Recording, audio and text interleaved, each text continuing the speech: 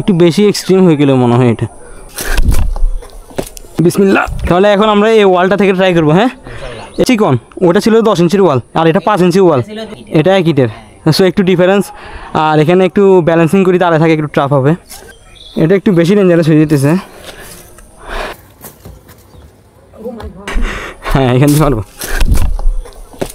ও মাই god, ও ভাই বহুত উঁচা। ও মাই গড, কি রে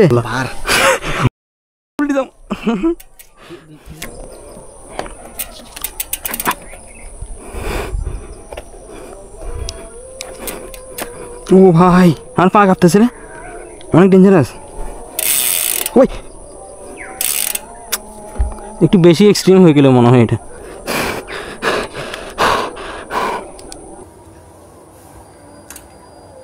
ওয়ান টু থ্রি গো, বিসমিল্লাহ। ও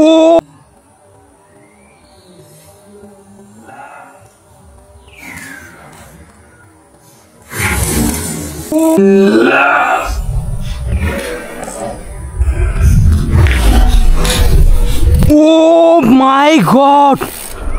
Oh, oh ভাই